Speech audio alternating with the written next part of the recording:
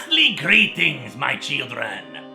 We have spoken of many of Marvel's horror books, from anthologies to monsters, but what about DC?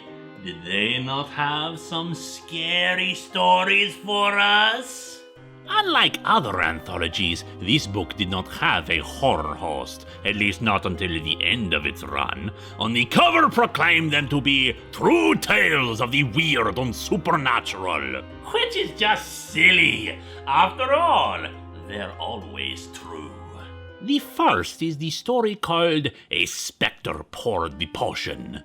In olden times, an apothecary worker has been slaving away for 5 years based on the promises of his boss that he will inherit the shop after the owner dies. But it's clear now that he has no intention of honoring that request. In the stress of it all, the man, Johann Kant, has himself a seizure, but swears in his dying breath that the shop is his and he shall never let it go. Later, a woman desperately seeking herbs and medicines for her ailing mother goes to the shop and encounters the Spectre of Kant. He supplies all the materials for her despite her fainting, and she is able to save her mother. When the shop owner goes to prove the stories of the ghost wrong, he enters it, only to find the shop's contents have been reduced to dust, like a tomb. Next is a story about the dangers of idle boasting.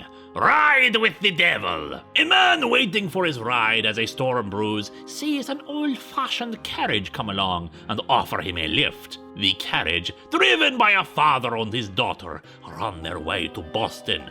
But after they drop the man off, they turn the wrong way to Boston. And after the carriage vanishes, it is explained to the man that this was the ghost of Hiram Dunn, who once boasted that nothing frightened him, that nothing could stop him from reaching Boston that night, not even the devil. Well, the devil does not take such challenges on net, so a bolt of lightning came up from the ground and struck the carriage, and they shall forever ride, lost on their way to Boston, and never reaching their destination. We proceed on to Death Awaits Me. Baron Charles, on a train ride to Nice, France, is experiencing maddening headaches, hearing a beat that proclaims that death is waiting. And when he looks out of the window, he sees his lady love, the famous ballet dancer Isadora Duncan, in a ghostly visage, one that soon transforms into a phantom skull. He believes it is a premonition of death for him. But when they eventually reach Nice, in reality, it was apparently a warning for her, for Isadora Duncan was indeed killed in an accident that day, and her friends had all seen this vision of death and doom. And finally there is Ghost Cargo from the Sky.